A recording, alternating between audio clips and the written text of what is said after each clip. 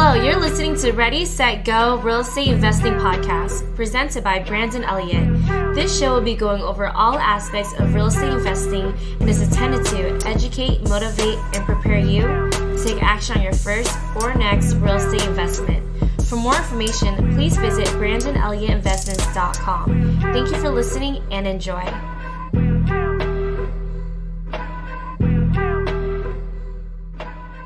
Welcome back, everyone, to Ready, Set, Go Real Estate Investing Podcast. I'm your host, Mr. Brandon Elliott. I am very excited to have this gentleman on today with us. Their company, it is Lima Homes. They actually just jumped into real estate investing a few short years ago, 2.5 years ago, doing extraordinary numbers on the short-term rental side. And they have so many creative strategies. They're doing it long distance. They have an amazing partnership with some good friends of ours. And it's really cool because they've raised over $3 million at this point. They're anticipated and expected to do well over $2 million in rev this year alone. And it's just their short-term rentals, guys. And they have some amazing themes that they're getting really creative with that are bringing in awesome, like unbelievable numbers in comparison to just normal Airbnbs or even obviously way better than the long-term rentals. So this is going to be an awesome episode. Really excited to have our guest on today. So Jeff, what's going on, man? How are you? Good, Brandon. Thanks for having me on. Yeah, I'm really excited to have you on. You're in the Utah area, correct? Yeah, we're out of the Salt Lake City area. Okay, cool. But you're investing in all these other areas around the country. So for anybody out there that doesn't know who you are, where you're from, like what you're up to, do you mind just diving in a little bit more? So that for sure. Totally. Yeah. And happy to give a little background.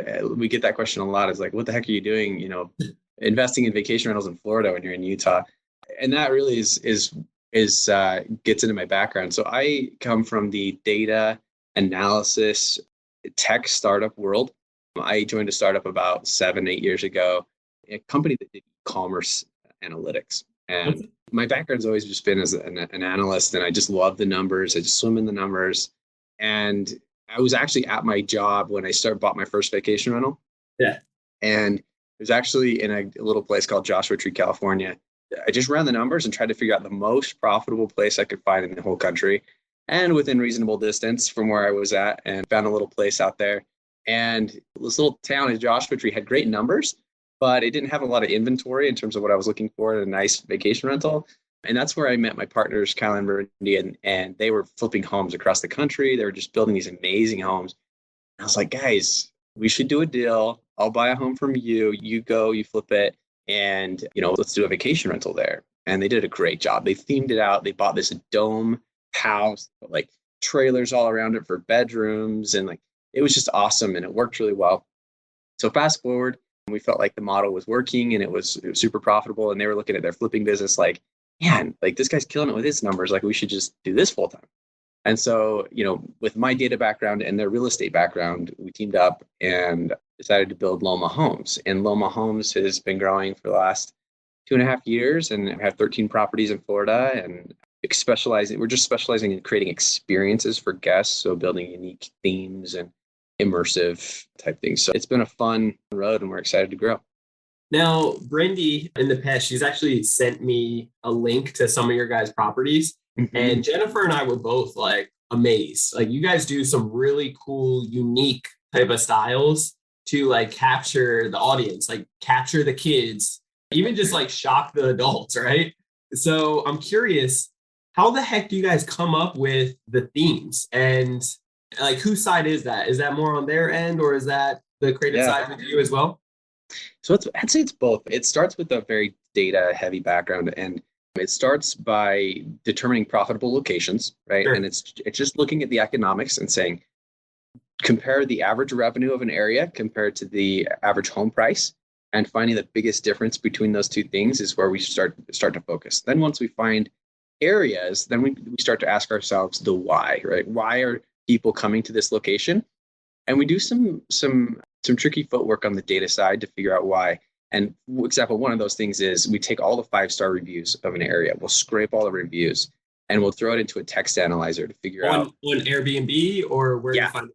Airbnb, VRBO, wherever. And if you run a text analyzer on all these reviews, you'll find out pretty quickly why people are coming there and what drives a good profitable rental. Wow. So we did that for like Nashville, for example, and we found that the top keywords were bachelor party and bachelorette party. And we were like, yeah, no, I'm good. Yeah, yeah, exactly. I'm looking for it. No, I'm not. Yeah, that's not how I want to make money. So we decided not to do Nashville. And when we looked at like Orlando and some of those places, it was really clear that people were coming for the theme.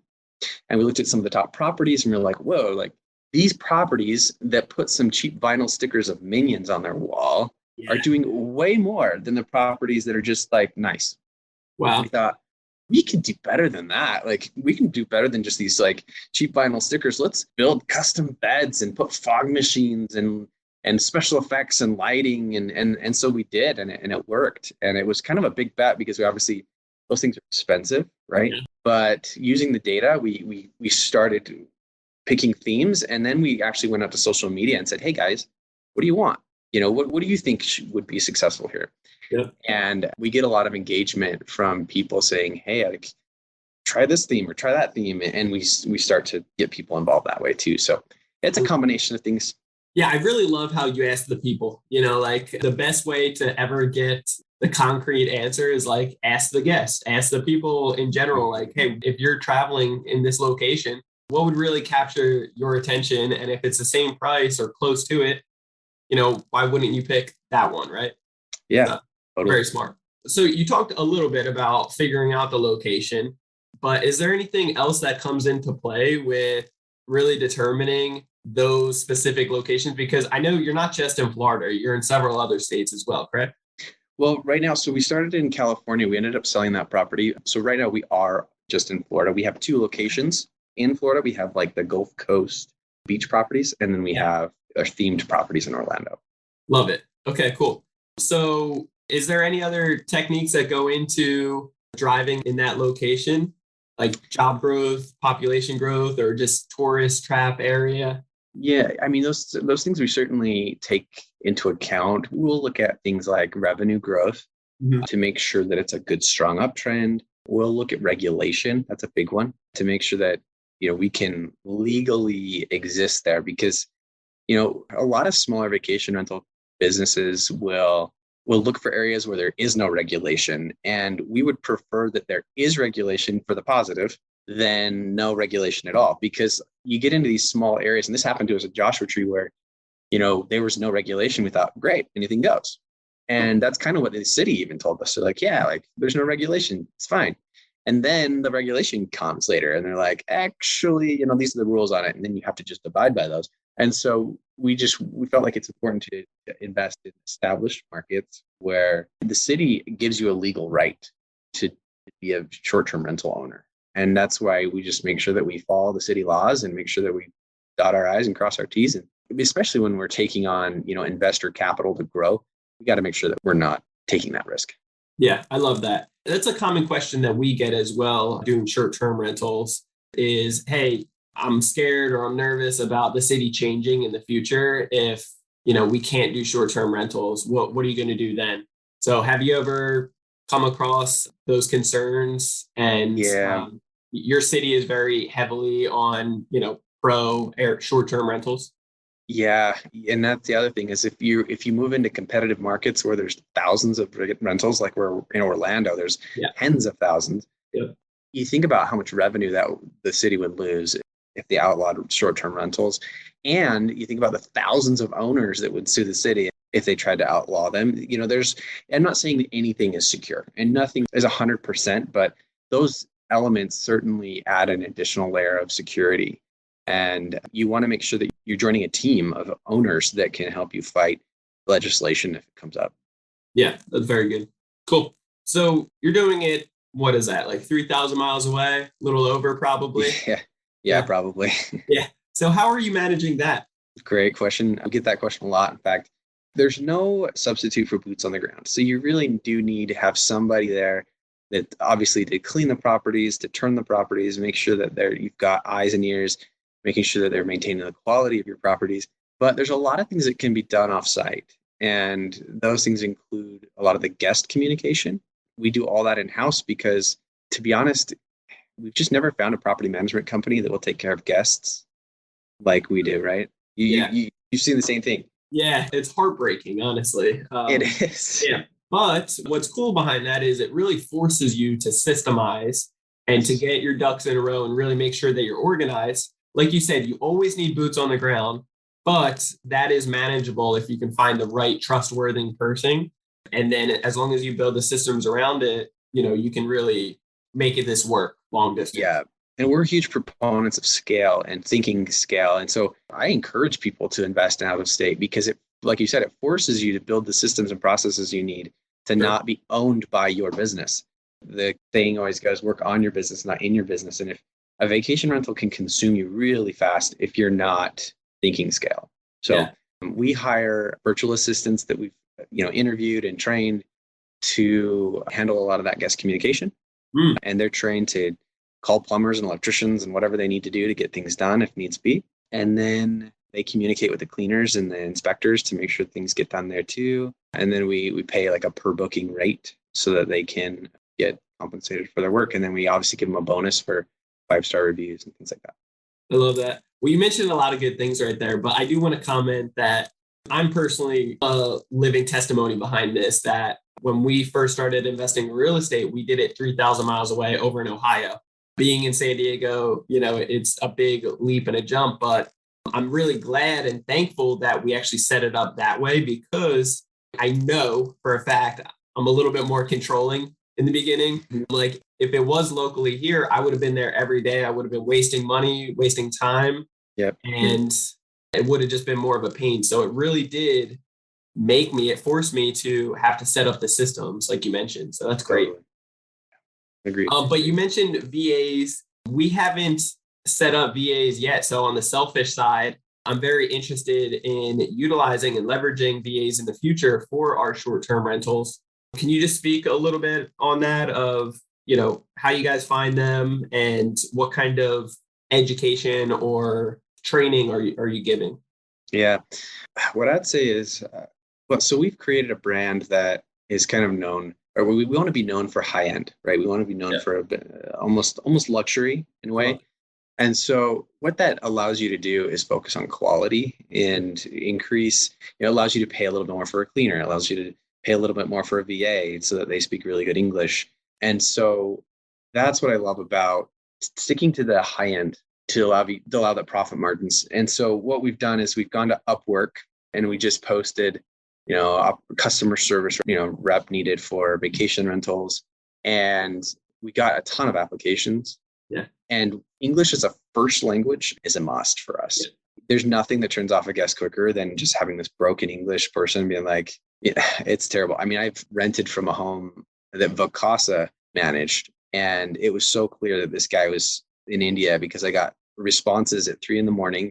at the day after or day or two later from my initial message.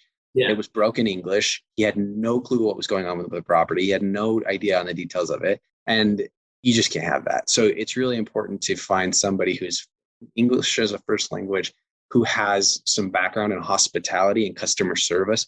And then you got to interview that person, just on a Zoom call or whatever, and just make sure they have the presence to be able to take calls if necessary. They're going to need to be able to handle, frustrated guests if they call and they're like, what's going on with this, and they need to be able to calm people down. And so you got to be willing to pay a little bit extra for that. You can't hire just anybody from the Philippines to take care of that for you. And not to discount Philippine VRs. Some of them are awesome. I just haven't personally, had great experiences. And so I think if you can interview them and you're confident in their customer service abilities, then you don't have to babysit so much. You don't have to create like templates for every response. I mean, if you're creating templates for every response, well, then use your templates. Don't use a VA, right? You want to hire somebody for their brain a little bit and let them hire somebody that can think on the fly a little bit and make decisions for your business that you can trust. So that's something that we're big proponents of, is hire good people and don't babysit them. Yeah, this is so good. I'm making a note that when it comes down, time for us to actually get that VA, we'll definitely be rewatching this one.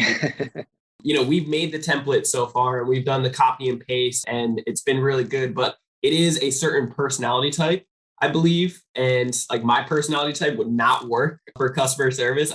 I would be a little bit too blunt and a little bit, when people are reaching out, they're reaching out because they are frustrated possibly, or they need something. So the customer service going above and beyond, it's very important. So I love all those tips. That's great. Talk about the cleaning crew for a second, because I personally think that's like the secret ingredient behind a short-term rentals. How did you find your cleaners and what does that look like?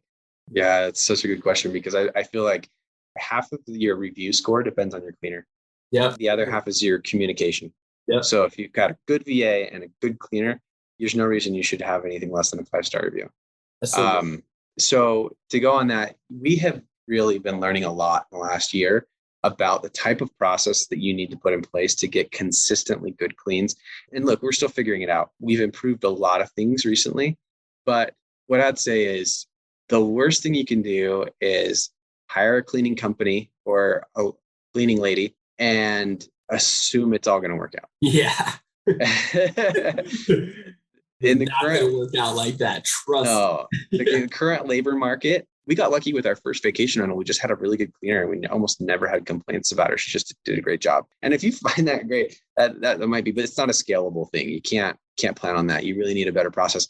And what we've found is that you need to have a cleaner and an inspector. Yeah. A third party company or person that is personally accountable for the review and the cleaning score. That's so good. And they have to be two separate companies. And the cleaning company has to know that there's going to be somebody that's going to personally inspect their job and they will get feedback if it's not done right. Yes. So having both those steps in place has been critical for us and has really improved our consistency of cleaning. And you don't have to be a huge company to afford that. I mean, we pay our inspectors sometimes $50 to go inspect, but we also do larger properties. So that may be part of it is we can charge a little bit more for our clean because we have larger properties. Yeah. So take that into account. But still, I think that if you call one cleaning company to do the clean and you call another cleaning company to do the inspections, and a lot of them are like, yeah, I mean, if all I have to do is stop by and run through a checklist, make sure everything's done, ready for the guest, then they're willing to do that. And it's also a separate mindset. Cleaners get in this mode. They're like, I just got to like get into this groove. They got to run. They got to go fast. A lot of same day turnovers make them go really quickly. But cleaning is a different thing than like guest ready. And guest ready is like, okay, now the inspector has to walk in as a guest, and it's a different mindset. They got to think how many toilet paper rolls and like how is this really presented? Is the guest going to like this or are they not? Cleaners are not thinking about that, and that's why I think both have. I love that. That's we've never even considered that, to have like we do have our assistant go over it and check and like unexpectedly on certain occasions, but having a strict role for that, I think is really crucial and sets it apart. Now, my question behind that is, if that inspector walks in and there is something that's dirty or out of order, do you have them fix it and clean it or just report back? The first thing you want them to do is take a picture of it. Yes. Because the reality, I mean, they're usually going in within an hour of the guest arrival. Yeah. So there's no time to have the cleaner go back and fix things. They have to fix them, but you want them to take a picture of what was wrong before they fix it so that you can give that feedback back to the cleaner and get any kind of, some, depending on how you work out your contract, there's a ding. The cleaner gets deducted from their cleaning fee if there's things that the inspector has to do. You have that in a contract with them, basically. Okay. Yeah. So like, for example, well, I guess it depends. I mean, it depends on how you want to work at it. The way we have it is if there's a cleaning complaint from a guest, there's an automatic like deduction. And if that guest can prove with pictures that something should have been done and wasn't, then we have a deduction. And we also reward the cleaners if there's no cleaning complaints whatsoever and they have 5-star cleanings for the whole month. They get a bonus for that month. I love it. What kind of bonuses are you giving? It's usually like, it's not huge. It's usually like $50 a month for each property. Yeah. For 5-star cleans, which is totally worth it. If you get nothing but 5-star cleaning reviews, $50 should be worth it. And then it's an immediate $75 deduction if a guest complains about something that they should have done. That's good. I love this, man. Selfishly, I'm taking a lot of notes here, and it's like really going to help our business. So Good. I hope it first helps. off, I just want to thank you for my business, but I know all the listeners are tuning in and taking notes as well. If you guys aren't, man, you are missing out. Honestly, notes right now. I'm filling up my page. Awesome. Well, Jeff, let's talk about the investors because it takes a team, right? Like you guys know that it's not just you, a one-man show, but it takes an army to actually build the big vision and big goals that you guys really have here. So I know you handle the investor relationships, correct? Yeah, that's right. Cool. Do you mind just speaking a little bit in regards to that and what it looks like? Yeah. And it might help to back up a little bit just to kind of explain why we take on investors versus maybe funding it yourself. So when we started our partnership, we kind of created a 5-year goal for ourselves. And we really wanted to create a business that we could exit in the next, 5 years and sell at a valuation. I love it. Good for you. Yeah, that's awesome. That's how you should always, honestly, that's how, let's cut, the BS right now. It's like, you should always start any business with that mindset. I've read that in several books. If you're not doing that, then you're really not systemizing it properly and you're not really growing a business. You're working in the business. Yes, I agree. So for us, money is just a means to an end. I think most real estate investors can say that they're doing this not because they necessarily are passionate about managing real estate. They're passionate about the income it generates so that they can go do the life that they want, right? And that's for us, we're like, okay, we want to sell a company that gives us the life that we want. So then you work backwards. You say, all right, that means we need to sell a company for X million dollars so that we can live passively on 5% a year or whatever it is, right? And so we determine that number and then work backwards and say, all right, well, if the company is going to sell for that much, typical multiples for companies in our market is, let's say 3X. I'm just making that number up, 3X of profit. Okay, so that means that when you sell a company for this much, that means our profit needs to be this much in 5 years. How much profit does each property make?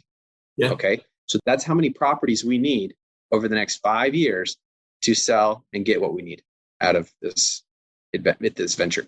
And for us, that's 80 to 100 properties over the next 5 years. And that number may change as we go if the profitability increases or other factors can change that. But we started the business with its mindset of we are going to get 80 to 100 properties in the next 5 years. That is the goal. And we're going to reach this profit margin. And the only way we could reach that number is if we brought on a lot of other people's money, a lot of other capital. Because the bank obviously will carry 75% of the home, but who's going to cover the down payment? I mean, are you going to buy 25% of 80 homes? Like most people don't have that kind of capital, right? For us, that's like $20 million. Sure. So how do you get that $20 million? Well, you have to start behaving like a company that can handle $20 million. Mm-hmm. And that's what really shifted our mindset into like, we need to professionalize ourselves. We need to get all our ducks in a row. We need to make sure that an investor can look at us and say, yeah, I'll write you a check of $5 million because I trust that you'll take care of it. And now you start to think a little bit more like a professional company that does syndications. And that's what we do is we raise funds every year for a certain amount.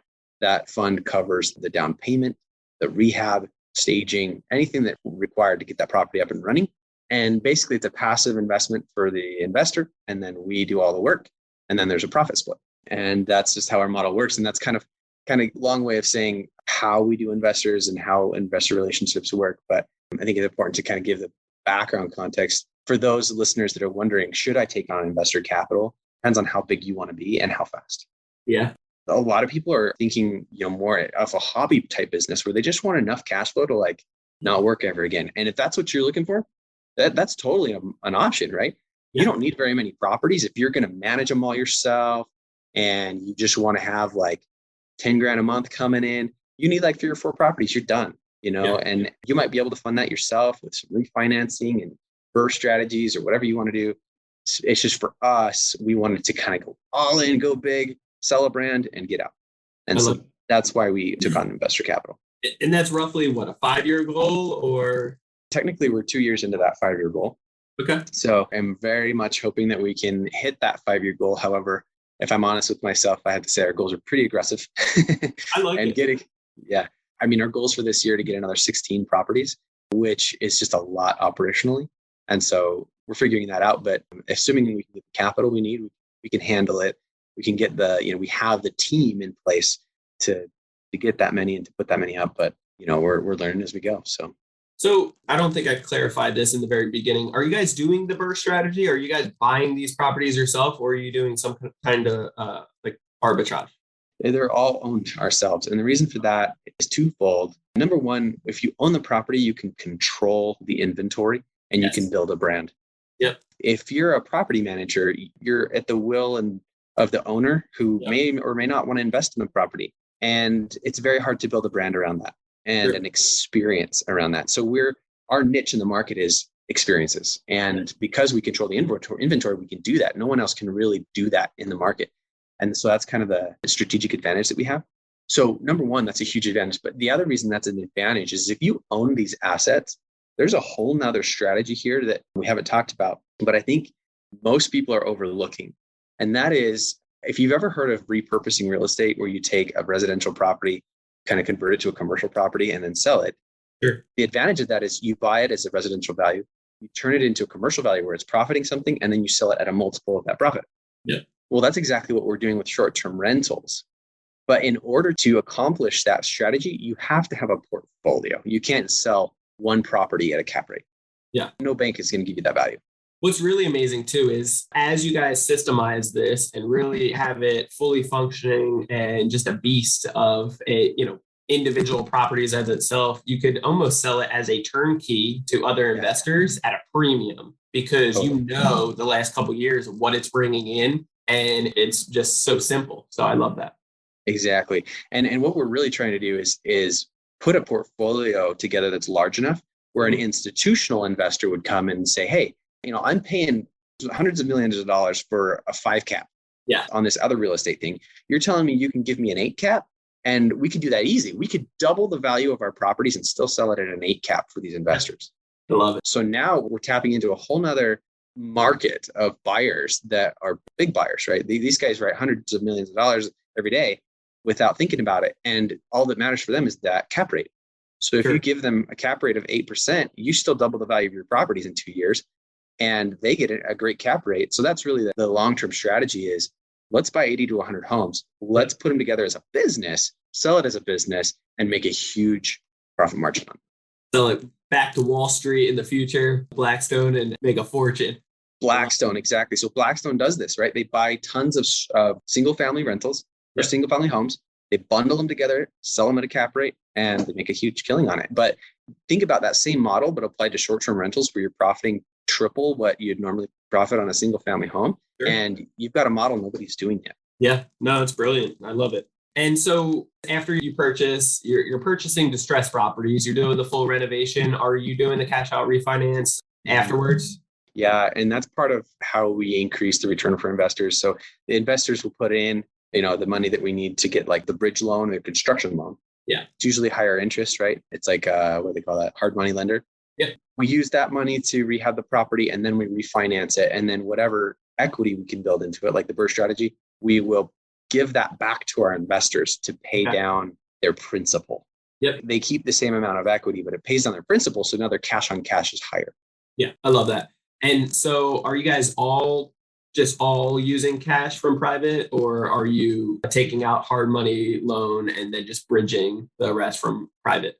Yeah. So we're taking the hard money and then bridging the rest with investor capital. Yeah. Very smart. Cool. Yeah, I love that. What about, I'm sure you're familiar with like the 80-20 rule as far as a lot of the things we spend, maybe our portfolio in general, 80% of it or 20% of it, I believe, would be like the worst stuff, or 20% of it, I believe, is doing the best, doing the highest numbers, and 80% of it is like kind of drawn out. So I know you have a goal of 80 to 100 properties that are producing a certain percentage. Have you looked at, the whole portfolio and kind of identified maybe we could get away with just 40 properties at this, this higher percentage mark? It's a good question. We haven't gotten that far yet just because we went from 3 properties to 13 properties in about a year. Yeah, I hear you. And it's growing quickly. Yeah, only 3 of our properties have that enough history to look back and say, yeah, these are our top performers or these aren't. And so we really need to give properties we have enough time to really look at that. But I'm sure the 80-20 rule will show itself in our company as well. And I'm not sure how we'll decide to handle the bottom 80%, but it's an interesting question. And one of the ideas we've considered is because we've separated our company into a property management company that handles the assets, and we have an asset company that holds the assets, we can sell off the properties and still manage them. And so we may do a model like that where we sell off assets at a cap rate in bundles, keep the brand of the property management company, and continue to manage that way. So we're figuring that out. That's brilliant. I love it. So the current investors that you have, you set up a syndication, right? To be able to have the money coming in, fund it properly, and so forth. If anybody's interested in that or getting more information, what would that look like for being on the investor side? Yeah, what we typically do is we'll send over some, initial information. They can reach out to me directly. You can find us on our website at www.loma-homes.com, or you can just email us at info@loma-homes.com. But we usually send over like a one-pager summary so people can kind of get a feel of what it looks like. And then I just jump on a call with anybody who's interested and talk about details, answer questions. And then there's like some logistics. People ask us a lot, like, how does it work? Like, let's say I'm interested. When do you need the capital? What goes first? Do you find the property first and then you get and I can answer that question if you want to talk about that, but that's high level how it works. I love it. Very cool. And then you guys have a product out right now, right? For learning more about short-term rentals, how to get creative, staging, long distance, the whole nine, right? You guys really cover. How does that look and how can people get a hold of that? Great question. Again, that's on our website. You can go to www.loma-homes.com and click on coaching. So we do have a coaching course for people. And that kind of was born organically out of just a lot of questions. We get a lot of emails from people who find our properties online and they're like, how did you do this? Like, how did you create homes like this? And they want to understand, like, under the hood, how did you come up with this? And so that's kind of what we like to share. And we're really an open book on the numbers and helping people understand and really having confidence. We find a lot of people that are like, I want to get into this, but just want to make sure that I'm not making any big mistakes. And so we created the coaching course to help people with high level information. Then we do kind of a weekly call with our students to help them feel comfortable with the specific decisions they're making. So we just I guess we have an abundance mentality. We want to help as much as we can. And we know that'll come back to us eventually. So. Oh, yeah. Yeah. Tenfold, as always. I love that. Totally. Well, I love where your heart's at, man. I'm really excited to see what the heck you guys do in the future, because I've already seen some of the portfolio and it's just amazing, really inspiring, truthfully. Thank you. And this episode has been awesome because I have like a dozen little things that I need to change up in our short-term rentals. So I greatly appreciate your time. How can people get a hold of you? Absolutely. So you can email us at info@loma-homes.com. Or just reach out on our website, www.loma-homes.com, loma-homes.com. Cool. And then anything that you would leave with the audience, if they're interested in getting started in short-term rentals and they just don't know, like, hey, should I do the arbitrage? Should I actually purchase? Is there anything that you get a lot that you're like, hey, I want to leave you with this? Yeah, it's such a great question. And I have like a million in my head, but I'm trying to boil it down to one. What I would say, and this is probably just biased because of who I am, but trust your numbers. There are a lot of gurus out there that want your money. And I'm not here to tell you that any gurus are bad, but I've heard a lot of the top gurus say things that do not match with the numbers we see. And so they sound good. They're things that sound good to people and they sell. Sure. But what I would tell you is that number one, trust your numbers. Number two, I'm not saying gurus, again, get a good mentor, but if the numbers don't match with what they're saying, trust the numbers. That's so good. Yeah, numbers don't lie at the end of the day. So I love 100%. That. Yep. Well, Jeff, bro, I appreciate you greatly for jumping on today. Nothing but fire from you. So really excited. Like I said, we'll definitely be connecting more in the future and watching the progress over the years. Is there anything that either myself or the audience could do to give back to you? No, we're here to help. And I think, like I said, we have an abundance mentality. So you can let us help you. I'm sure we'll help each other. And If you know anyone interested in investing and being engaged with short-term rentals without having to manage their own properties, reach out. And I love it. Cool. And guys, I highly encourage reach out to him and be able to, figure out what the missing pieces are. I'm sure you're going to have a lot of questions after this episode. If you took as many notes as I did, then you're going to want to reach out to Jeff and put the missing pieces together. They have an amazing content as well to be able to really get you started. If you have any questions on the creative side of getting it all systemized and doing it 3,000 miles away, raising the money, getting the themes together. So really high level content that they have. I highly encourage you to check it out.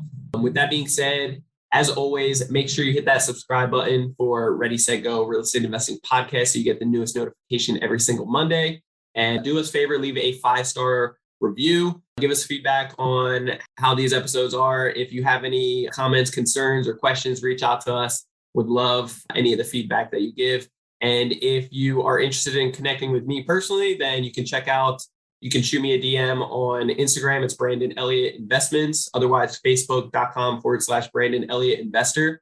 If you need any credit repair done for you services, you can check out creditrepairmobile.com. Otherwise, if you're looking to just get educated with credit and understanding how we are educating you on how the banks and lenders are judging you, how to fix credit very quickly, how to build up several 6 figures, even up to 7 figures in funding on personal and business side, and then being able to leverage it to purchase properties like we have, complete all your remodels so you're not getting screwed over by contractors, and leveraging it into several other businesses like e-com and traveling for free, then you can check out creditcounselelite.com. With that being said, this was an awesome episode. Jeff, thank you so much for jumping on. And we'll catch you on there, guys, on the very next episode next Monday. Stay tuned. Stay blessed.